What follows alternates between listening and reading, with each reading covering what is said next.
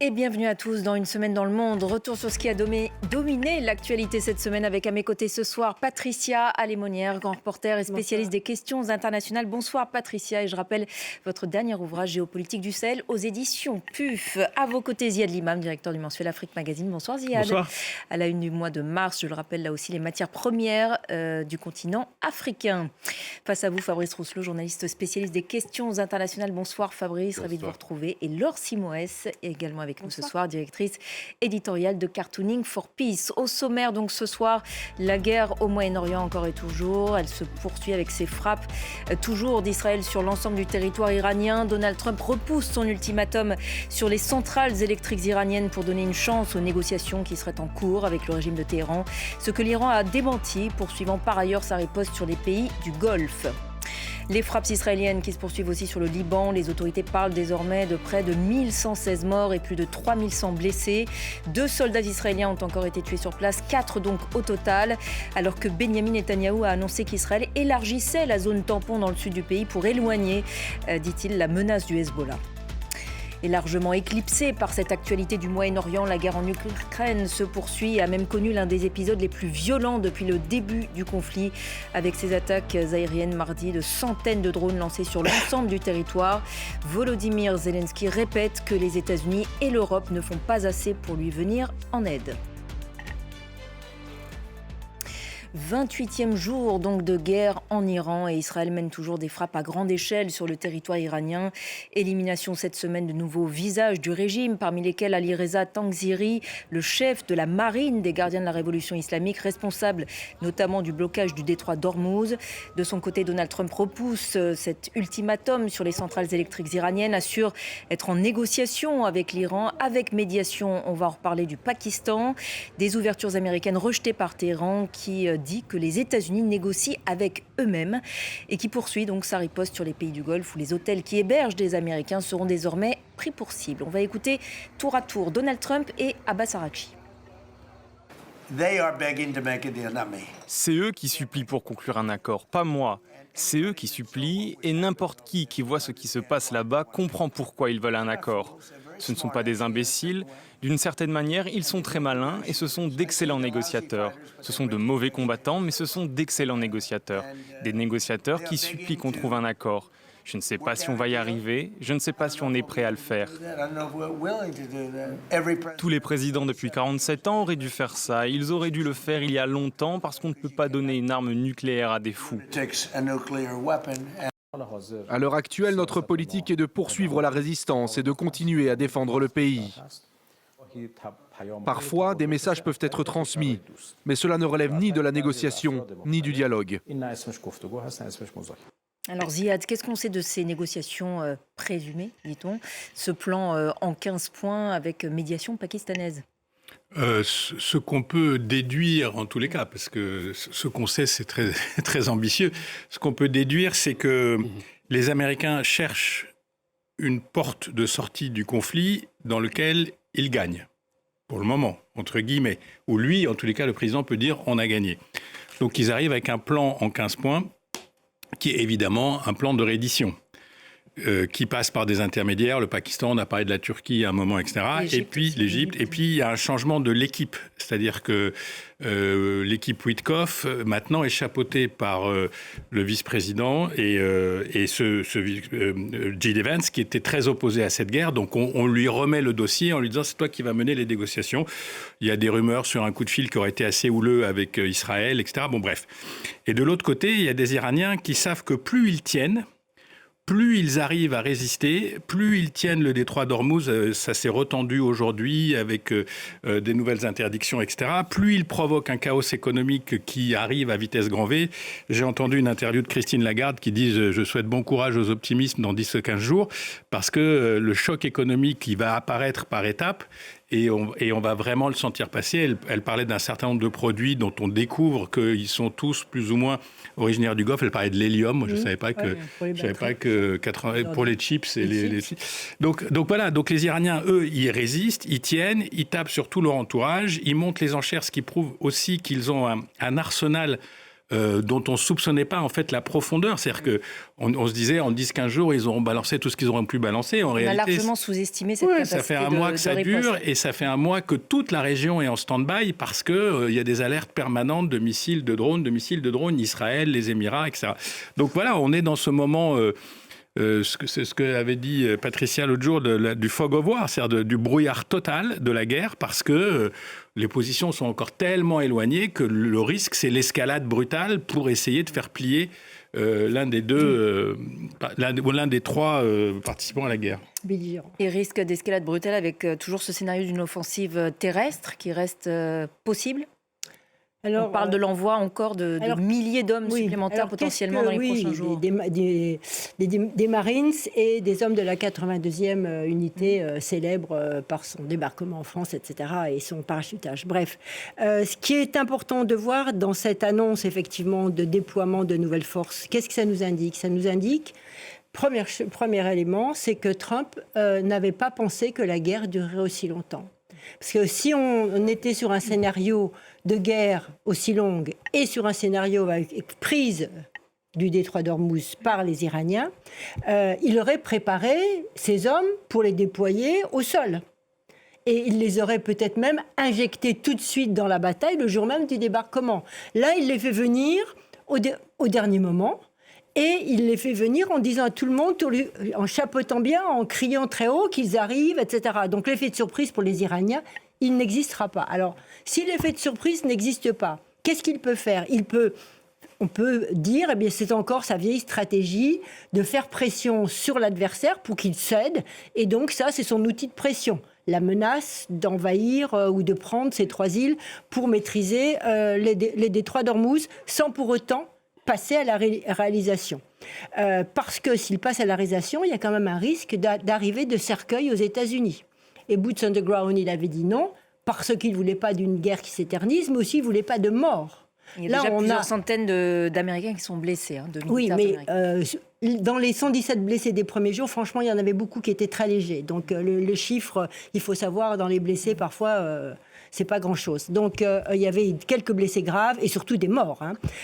Donc là, s'il prend Karg ou s'il va sur les fameuses 3 îles qui sont juste à l'entrée du détroit, il y aura forcément des morts. Donc, s'il n'a pas forcément envie de jouer cette carte-là, peut-être, je ne suis pas dans son cerveau, j'aimerais, mais tout le monde aimerait, mais une chose est certaine, c'est qu'il doit s'attendre dans ces cas-là à aller à l'encontre de sa population américaine qui est opposée, et avec des fractures qui n'existaient pas avant, vraiment au sein des durs MAGA, enfin à part la frange anti-israélienne, mais au sein de son électorat classique MAGA, et là ça commence à craquer au sein des républicains, on commence à critiquer. Donc il est pris, et moi je ne sais pas, cette force, elle est là, soit c'est un bluff pour faire céder les Iraniens, et là il se trompe. En tout cas, c'est un signe qu'il n'avait pas prévu la résistance iranienne. Et en cas d'offensive au sol, Fabrice, l'Iran a prévenu, il pourrait non seulement bloquer le détroit d'Ormuz, mais aussi celui de Bab el-Mandeb. Quelle est son importance stratégique ? De la même façon, c'est des lieux de passage où on retrouve les carburants, etc. Après, Rubio était beaucoup plus prudent que Trump ce soir en quittant le G7. Il a dit justement que a priori, on essaierait de ne pas impliquer les troupes au sol. C'est très très risqué pour Trump d'impliquer les troupes au sol. Le scénario idéal pour Trump aujourd'hui, c'est quoi ? C'est que cette pression, ces envois de personnel, etc., suffisent entre guillemets à faire pression encore supplémentaire et donc à faire céder le régime iranien. Le problème, c'est que pour l'instant, on ne le voit pas venir. On l'a dit, tout le monde a mésestimé, sous-estimé la capacité des Iraniens à mener cette guerre asymétrique avec très peu de moyens, mais suffisamment de moyens pour mettre le chaos dans la région, en prenant en otage le détroit d'Ormuz. Et donc, on est dans cette situation où, en fait, Trump ne sait pas trop quoi faire. Ce qui apparaît, en plus des fragilités qu'on voit aux États-Unis, avec la mise... Alors ça, c'est la première fois que je vois ça de façon assez directe. La mise en cause de l'équipe Witkoff-Kushner, qui est très très critiqué aux États-Unis sur le mode, mais en fait... Par qui ? Par à la fois les démocrates, évidemment, mais par la presse américaine, par des républicains qui disent mais ce n'est pas les personnes qui conviennent pour ce genre de négociation. On est aussi dans un schéma qui est intéressant, je trouve, d'un point de vue juste de la rhétorique, etc. Trump qui se dit chef négociateur, business, il a face à lui peut-être le régime au monde qui sait le mieux négocier, qui est le plus habile à négocier. Et on a des confrontations comme ça dans les termes, quand il dit les Iraniens me supplient. En face, en fait, ce qu'il reçoit, c'est le contraire. Les Iraniens, d'une part, à la fois ne le supplient pas, mais surtout, il y a une réaction plutôt de colère et de surenchère à ce genre de choses. Donc on est dans un scénario où Trump cherche une porte de sortie, n'a pas toutes les clés pour une porte de sortie, est critiqué à l'intérieur. Dernier élément, ce qu'on voit apparaître et qu'on a déjà vu apparaître par le passé, c'est la petite fracture avec Israël. Là, il y a clairement des objectifs de guerre qui sont là, les frappes qui se poursuivent sur les rangs, c'est essentiellement Israël. Voilà, oui, mais il y a des objectifs de guerre qui ne sont pas les mêmes. Il y a 15 jours, la presse américaine révélait, en tout cas confirmait le fait que Trump pensait que cette histoire allait se passer en quelques jours, comme au Venezuela, etc. Apparemment, d'après les derniers éléments de la presse israélienne, c'est Netanyahou qui lui a mis ça dans la tête, qui lui a dit « faut frapper dimanche ». Ils sont tous là, ça sera fini en 3 jours. Et le résultat, il est aujourd'hui. Et donc, ces éléments-là où on voit des fractures apparaître et où on a l'opinion publique américaine qui commence vraiment à s'inquiéter. Il y a d'ailleurs une journée de mobilisation, No King's Day, demain, qui s'annonce absolument massive et qui réunira sans doute à la fois les démocrates, mais aussi... la population, les républicains, il y a évidemment le coût de la vie, mais il y a aussi une frange démocrate qui profite de tous ces événements pour se refaire un peu politiquement et qui commence à se montrer. On a vu, je crois qu'il y a eu 22 élections partielles depuis l'élection de Trump, elles ont toutes été gagnées par des démocrates. Sur les détroits... la fermeture de Bab el-Mandeb serait une catastrophe absolue, parce qu'alors là, les 2 routes... On va peut-être pouvoir revoir la carte avec celle qui sort du Golfe et celle qui remonte vers le canal de Suez.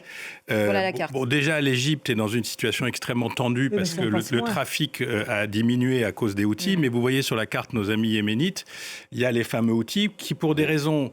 Là encore, on ne peut qu'avoir des intuitions, parce qu'on n'a pas d'informations, qui ne sont pas rentrés dans la guerre. Alors, ils ont quand même fait des déclarations cette semaine, justement pour la première fois, en disant qu'ils étaient prêts à bloquer si jamais ça ou ça, on rentrera dans la guerre.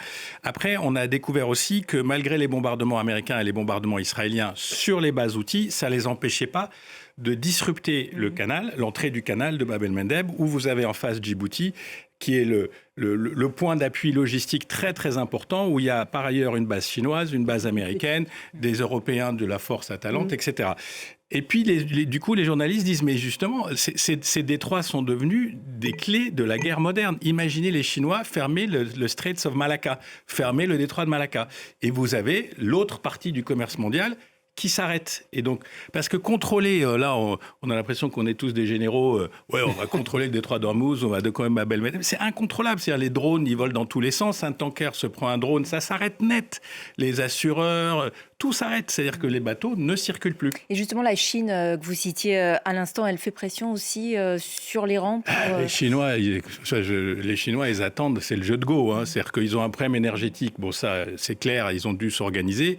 Mais ils attendent quand même que ça se déglingue bien en leur faveur, à mon avis. Oui, cette guerre joue en leur faveur à plusieurs niveaux. Au niveau de la diplomatie internationale, ils disent, nous, on respecte le droit international, on est pour le multilatéralisme, etc. Donc tout ça redore leur blason et va dans leur sens. Deuxièmement, sur un plan économique, ils avaient fait des stocks énormes parce que contrairement peut-être à d'autres pays, ils avaient prévu ce qui allait quand même se passer et le risque qu'ils encouraient. Donc ils ont de quoi tenir. Donc c'est pas 2-3 mois de guerre qui vont nous les inquiéter. Ils ont de quoi tenir par rapport à leur population, ils avaient prévenu. Et puis, un autre niveau, on dit qu'ils soutiennent l'Iran. Oui, ils soutiennent l'Iran, effectivement, parce qu'ils aident à la guidance des drones, parce que leur système de GPS pour guider les drones est chinois. Et le système iranien est en fait un système chinois. Donc c'est le système GPS chinois qui permet aux drones Shahed, équivalent Shahed iranien, de se précipiter sur leur cible. Ils aident les Iraniens à la fabrication des missiles, avec des éléments précurseurs et autres alliages, etc., qu'ils leur fournissent. Et encore, il n'y a pas si longtemps, un bateau était au large, on ne sait pas s'il a accosté en Iran. Mais ils n'aident pas que les Iraniens. Si on regarde le niveau d'investissement chinois dans la région, je vous donne un rapport, mais ce n'est qu'un rapport, ils ont investi 1 en Iran pour 5 dans les pays du Golfe. Donc, leur intérêt à eux est dans les deux camps. Ils ont parfaitement cette maîtrise du champ de guerre, en quelque sorte, du champ de guerre économique, j'entends. Et donc, pour eux, ils regardent ce qui se passe et que les États-Unis s'embourbent, ou en tout cas vident leur stock d'armes sur l'Iran, c'est tout à leur avantage. C'est autant moins qu'il ira sur Taïwan, puisque les Américains sont en train de déstocker la Corée du Sud pour faire venir des intercepteurs de Corée du Sud. Laure, les dessins sur ce premier thème. Comme c'est très tendu, un petit peu d'humour ne fera pas de mal et détendra l'ambiance. On va commencer par un dessin du dessinateur français CAC pour l'opinion. Voilà, au jeu dangereux de la guerre, aucun des adversaires ne lâche pour l'instant. Je te tiens, tu me tiens par la barbichette. À chacun sa barbichette, voilà, qui est efficace. Un autre dessin aussi que j'aime beaucoup du dessinateur belge Lecter pour Deux Standards. Trump qui prétend être en discussion avec Téhéran, mais encore faut-il le croire étant donné l'animal. Et ces négociateurs iraniens, demande le psy, sont-ils dans la pièce avec nous? On est en droit de effectivement remettre en question ses propos puisqu'il en change toutes les 5 minutes. Un autre dessin que j'aime beaucoup du dessinateur nicaraguayen Molina, qui voilà le plan de paix de Trump en 15 points. Molina, c'est plus à l'imaginer. On voit là les grandes lignes. Donc, numéro 1, bombe Iran. Voilà, bombarder Iran, ça c'est clair. Sur les 2e, 3e, 4e, 5e, etc. Disons qu'un enfant de 4 ans n'aurait pas fait mieux. Donc, même avec des psys ou avec des graphologues, Trump, comprendre ce qui se passe dans la tête de Trump, c'est jamais garanti. Et puis, pour terminer, un dessin du dessinateur brésilien Amorim. Comment faire confiance dans ces circonstances à Trump pour trouver la sortie donc, de cette guerre sans se prendre un mur? Eh bien voilà, l'image est bien trouvée, retente à nouveau. Ça risque de faire mal encore quelques semaines. Avec le bruitage de Fabrice Rousselot. Ponctuation. Voilà, qui a failli tomber. Merci beaucoup Laure, merci à tous les dessinateurs pour ces dessins donc, sur ce premier thème. On en vient maintenant à ces frappes israéliennes qui se poursuivent aussi sur le Liban, dans le sud du pays, mais aussi sur des quartiers de Beyrouth. Encore ce matin, les autorités parlent de près de 1116 morts et plus de 3100 blessés. 2 soldats israéliens ont encore été tués sur place, 4 au total, alors que Benyamin Netanyahou a annoncé cette semaine qu'Israël élargissait la zone tampon dans le sud du pays pour éloigner la menace des missiles du Hezbollah. Zone de sécurité donc jusqu'au fleuve Litani. 1 million de déplacés par ailleurs dans le pays. Le HCR dit craindre une véritable catastrophe humanitaire. Écoutez. Nous constatons ici sur le terrain au Liban une crise humanitaire qui s'aggrave de façon alarmante. En effet, l'intensification des frappes israéliennes et les ordres d'évacuation généralisés qui ont contraint plus d'1 million de personnes à quitter leur domicile en l'espace de quelques semaines seulement s'étendent désormais du sud à la Bekaa et à Beyrouth. Des gens fuient également vers le nord et leur nombre ne cesse d'augmenter. Patricia, ce bilan qui ne cesse d'augmenter au Liban, des centaines de milliers déplacés, enfin plus d'1 million même. Les humanitaires également ciblés, on l'a vu dans un reportage notamment de nos confrères de France 2 cette semaine.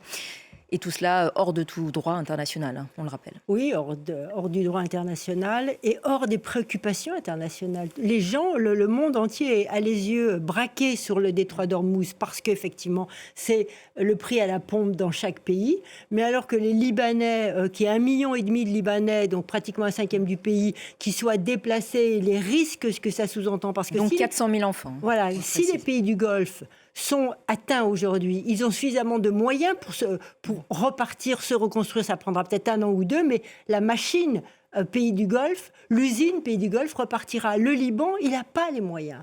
Et ce qui est dramatique, c'est que chaque fois, la perspective israélienne, c'est une perspective militaire. Chaque fois, quand on remonte aux années 80, qu'est-ce qui s'est passé? Établissement d'une zone de sécurité, 81 à 2000, après guerre de 2006. Mais il n'y a jamais pensé. Après, alors une fois, c'était pour déloger l'OLP. Après, quand on a délogé l'OLP, la nature ayant horreur du vide, eh bien, le Hezbollah est arrivé. Le Hezbollah a fait sa carrière politique sur Israël qui menace le Liban. Enfin, c'est un monde sans fin dans la mesure où c'est toujours l'option militaire qui prend le dessus et on ne parle jamais d'un futur politique pour le Liban dans lequel Israël pourrait être engagé. Et là, il y avait une chance unique. Pour une fois, un président libanais a eu le courage quand même de dire oui, on peut parler avec Israël de notre futur politique. Ça ne s'était jamais produit, c'était presque une reconnaissance sans la reconnaissance. Un vrai virage. Ça a été balayé d'un revers de main pour l'option purement militaire, donc, et pour le besoin d'éradiquer le Hezbollah, mais le Hezbollah serait éradiqué si on a un changement de régime à Téhéran, et on n'en est pas là. Et le gouvernement libanais qui ne cesse de tenter de donner des gages, Ziad, justement à Israël pour essayer de calmer le jeu, avec notamment cette semaine l'ambassadeur iranien au Liban, Mohamed Reza Shibani, déclaré persona non grata. Il a jusqu'à dimanche soir pour quitter le pays. C'est inédit. C'est inédit parce que le Liban joue sa survie, au sens... donc c'est la classe politique... C'est existentiel. Oui, c'est existentiel. Donc ils prennent des risques de rupture possible avec l'Iran parce qu'ils n'ont plus d'autre choix. Comme vous l'avez dit, comme Patricia l'a dit, 1,5 million. Enfin, on parle de 1200 morts comme si c'était rien du tout. Une ville ravagée, le sud ravagé. 120 enfants. Donc ils sont au bout du bout de ce qu'ils peuvent proposer. Mais en même temps, sans un appui clair et net, encore une fois... les Français sont un petit peu... C'était supposé être la puissance occidentale libanaise, mais bon, on a eu une visite absolument surréaliste d'un ministre des Affaires étrangères qui est venu avec des sacs des couffins. Tant qu'il n'y a pas une pression très forte des États-Unis et des Européens pour dire... Il faut que ça s'arrête, cette partie-là doit s'arrêter et il faut entamer la discussion politique. Et la deuxième chose, comme Patricia l'a dit, c'est qu'il faut un changement, mais qui serait absolument, paradigmal, enfin un changement d'univers pour Israël, de dire je ne peux pas résoudre le problème de ma frontière nord par la guerre permanente. Et on ne pourra pas résoudre le problème du Hezbollah par la guerre permanente, parce que chaque fois qu'on a éliminé un mouvement de type résistance islamiste, il y en a toujours un qui est arrivé derrière, parce qu'on ne résout pas la question qui est au centre de l'équation. Et encore une fois, pour paraphraser un tout petit peu Patricia, il y a ce qui se passe à Washington qui est la clé du Liban et ce qui se passe à Téhéran qui est la clé du Liban. Parce qu'un Iran différent ouvrirait des perspectives. Et puis moi, je dirais, il y a une troisième clé, c'est ce qui se passe à Gaza. Parce que tous ces mouvements, ces mouvements nationalistes, révolutionnaires, islamistes, islamisés, pas islamistes, tout ça, la matrice palestinienne est absolument centrale. Et tant qu'on tourne autour de cette matrice, toujours avec des moyens guerriers, sans rentrer dans une discussion politique, on alimente en permanence le flux de la violence. Et avec pour point commun, Fabrice, ce silence de la communauté internationale qui peine à dénoncer tout cela. Là, on peut parler d'invasion. On n'entend rien sur le Liban, alors qu'on est quand même dans un spectre d'occupation, même qui le Liban l'a connu en effet précédemment, mais là, on est sur des choses où clairement, les zones de sécurité, chaque semaines sont un peu plus importantes. Moi, ce que je dirais, c'est ce qui est alarmant aussi, c'est que le fait qu'Israël hausse le ton sur les Libans et fasse du Hezbollah comme ça, une espèce d'objectif prioritaire, ça vient aussi, d'une certaine manière, en lien avec ce qu'on a évoqué tout à l'heure, c'est-à-dire que ces différences d'objectifs sur l'Iran. Et donc, on a un peu l'impression que Netanyahou s'est dit... parce que dans mes objectifs, il faut maintenir la guerre, il faut continuer, et on sait qu'il a aussi intérêt, d'une certaine manière, politiquement et pour plein d'autres raisons, à entretenir ces différents fronts. Il garde le front du Liban et il va encore un peu plus loin. Le fait qu'en effet que le président libanais ait proposé des négociations, qu'on lui ait dit écoutez, on n'a absolument aucune intention de négocier. Et deuxième élément aussi, le fait que sur le terrain, il y a une population dont on ne parle pas. En fait, dans une population qui est évacuée, comme si c'était normal. Et ça, c'est une catastrophe à la fois humanitaire et militaire. Mais encore une fois, le spectre, c'est celui d'une occupation et qui pourrait même aller au nord de Litanie, et avec cet élément qu'on oublie souvent sur le Liban, c'est que le Hezbollah, c'est pas juste une milice au Liban, c'est aussi un parti qui a une influence, qui a des justement, relais, là, on etc. parlait de rupture avec l'Iran, avec l'ambassadeur iranien déclaré persona non grata, mais voilà, c'est pas une rupture avec le Hezbollah. Là, ce serait non, oui, mais alors, guerre civile. Oui, non, mais alors, la conséquence, qu'est-ce qu'on a vu de la part du Hezbollah? On a vu deux dirigeants qui sont montés au créneau en disant continuez comme ça, et nous, on va faire la guerre civile, on va prendre, comme on l'avait fait il y a une quinzaine d'années, on va prendre des points stratégiques au Liban, et on est capable de renverser le gouvernement. Donc on a ce spectre d'une nouvelle guerre civile au Liban, avec des fractures qu'on connaît, religieuses, communautaires, etc., les chiites, les sunnites, les chrétiens, et ça fait très peur, et les Libanais... Quand on voit les témoignages de Libanais, et j'ai un ami libanais au téléphone il y a 3 jours, ils sont désespérés. Ils ont l'impression d'être dans un cycle qui ne finit jamais. Et avec, en tout cas de l'avis de ces personnes-là, avec des négociations qui semblent totalement pas envisageables du tout avec le pouvoir israélien aujourd'hui. Patricia. Ouais, leur grande peur, il y a une double peur qui existe chez ceux avec lesquels on peut s'entretenir au téléphone. C'est... une résurgence de la guerre civile, effectivement, puisqu'on voit l'apparition de milices dans les quartiers chrétiens et sunnites qui contrôlent s'il n'y a pas ici un Hezbollah qui se cache.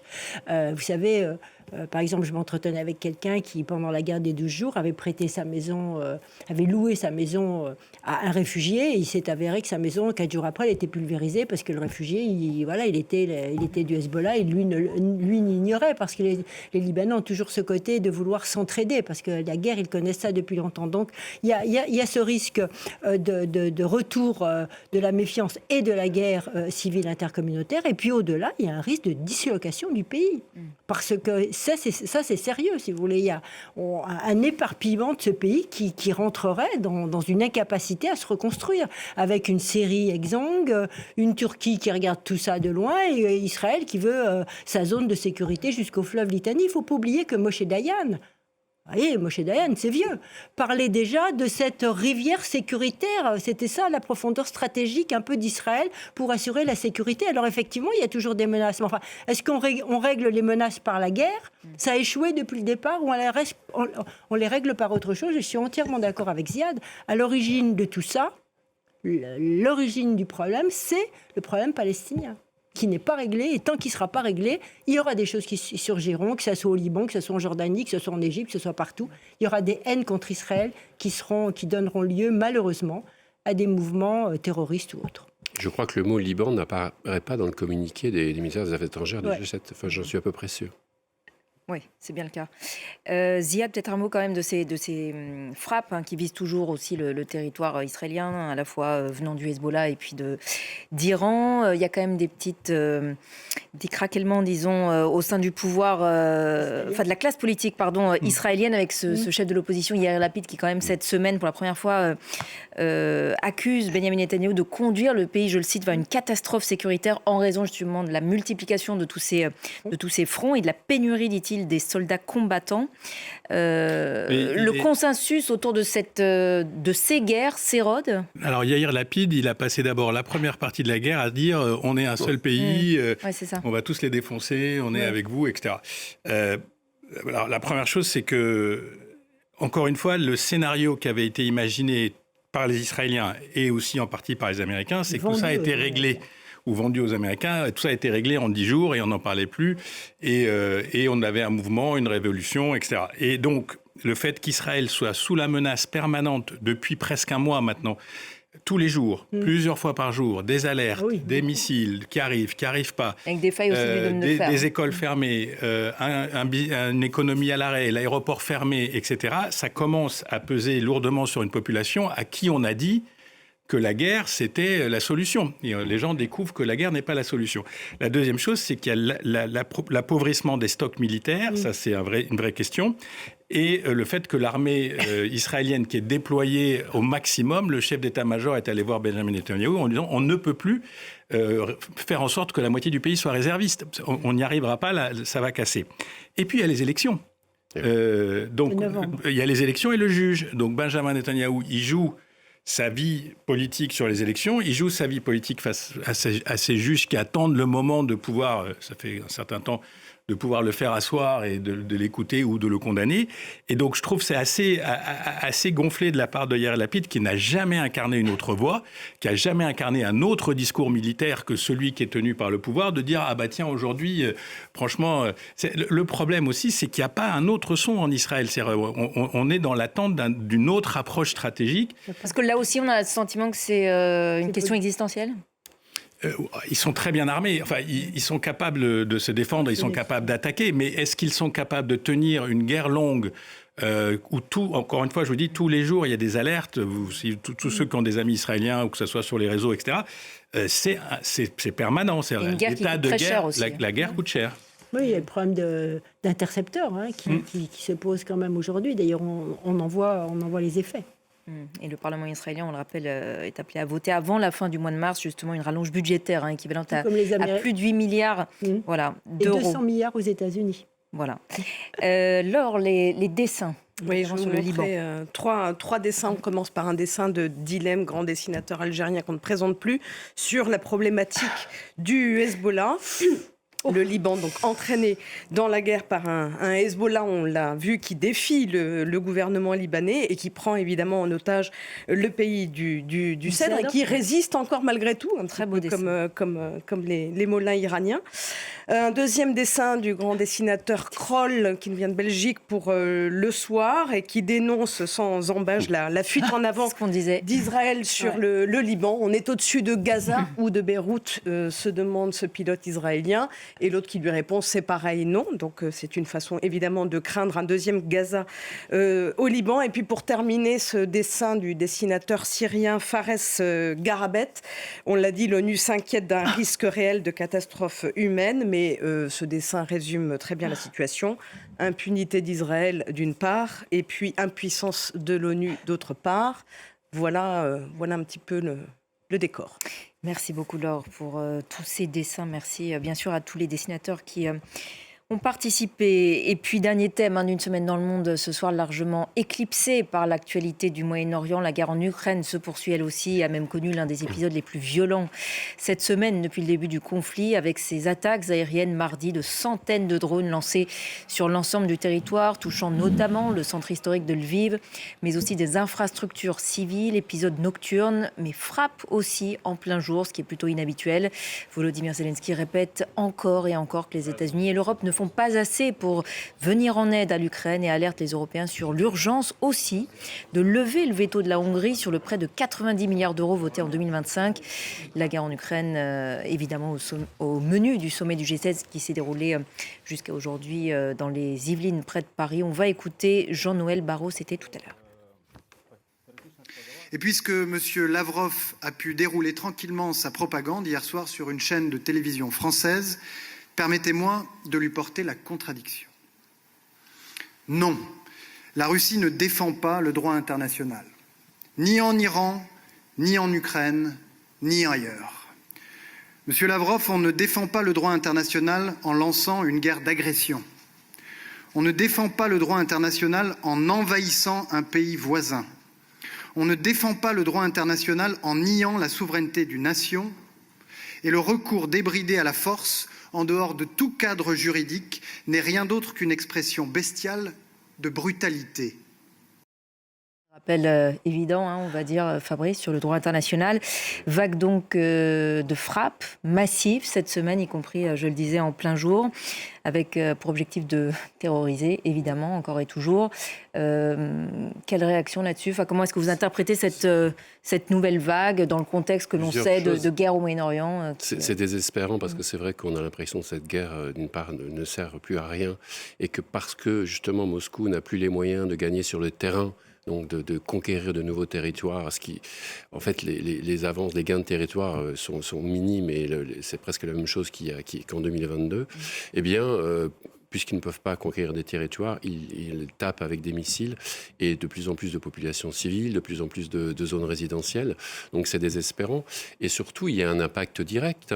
Rubio, apparemment, en quittant le G7, a dit que peut-être que certains des missiles américains qui, par les Européens, allaient en Ukraine, allaient être redirigés vers la guerre au Moyen-Orient.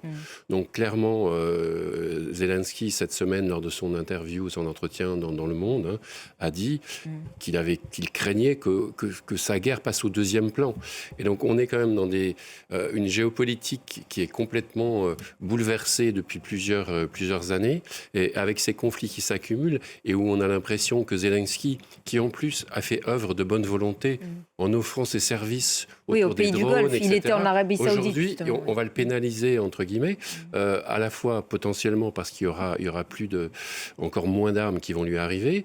Il y a l'Europe qui le bloque avec Orban, on l'a vu. Et puis, il y a aussi le fait que, potentiellement, les Américains pourraient tout simplement s'en désintéresser complètement.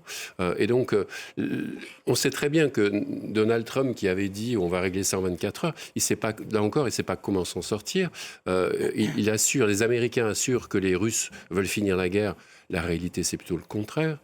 Et donc, Lavrov, quand il intervient, il est tout beau en disant écoutez, nous, on continue. Et c'est vrai que de ce qu'on voit, on est dans une guerre qui devient complètement une guerre qui porte atteinte au droit international, évidemment, mais surtout aux populations civiles, et qui passe plus forcément par des gains territoriaux, comme je l'ai dit, mais par des attaques de drones de plus en plus nombreuses, avec de plus en plus de victimes.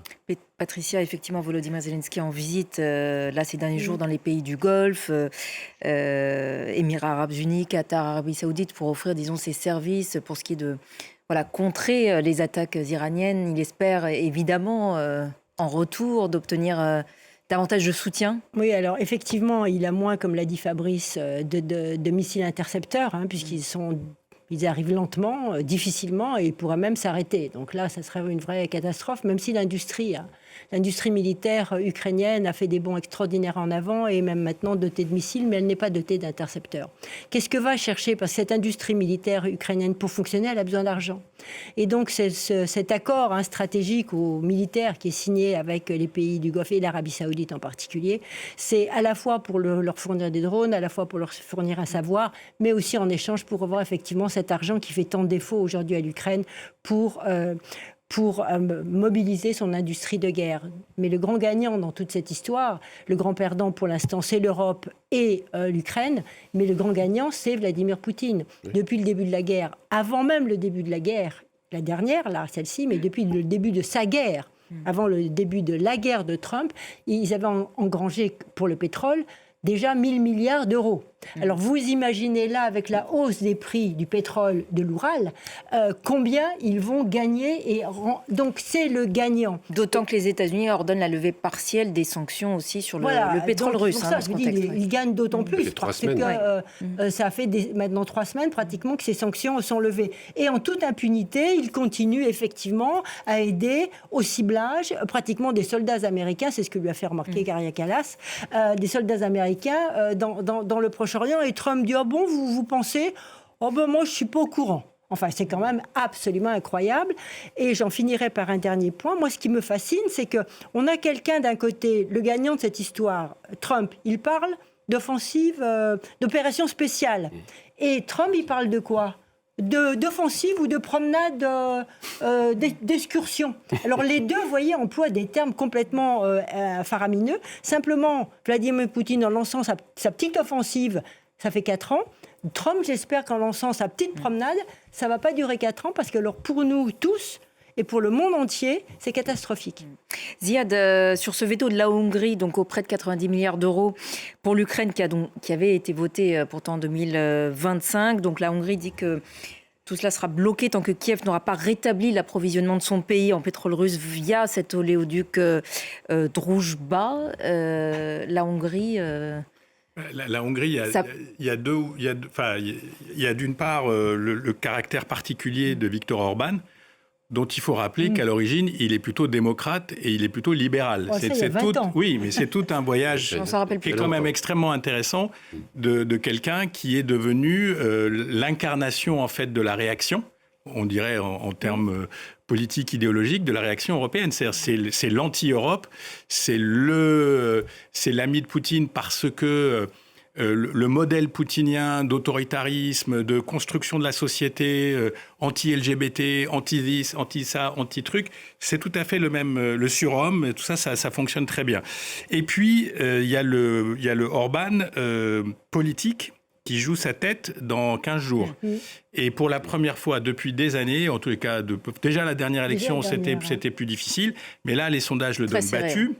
Et il part, lui et ses amis, en particulier son ministre des Affaires étrangères, qui est un vrai zozo, parce que lui, carrément, il appelle Lavrov pour dire voilà ce qu'on a discuté, qui est quand même menacé au cas d'une alternance. Oui, c'est ce que révèle donc cette semaine, on le rappelle, le Washington Post qui parle quand même menacé en cas d'alternance. Voilà, de ce ministre comme d'une véritable taupe. Haute trahison, ça s'appelle. Voilà, de haute trahison, au profit de Vladimir Poutine. Mais Orban pense que si il joue la fibre anti-européenne et pro-russe, et je défends en fait les Hongrois, le peuple hongrois, et pas les élites de Budapest, et pas les élites européanisées de la Hongrie, j'ai une chance de passer. Et s'il passe, vous verrez que la discussion sur l'Ukraine et sur les 90 milliards, sur les 16 milliards que nous, on doit lui donner pour le plan de réarmement, le fameux plan européen de réarmement, etc., tout ça va se dénouer plus facilement, parce qu'il sera de nouveau en position pendant, ces 5 ans, leur mandat.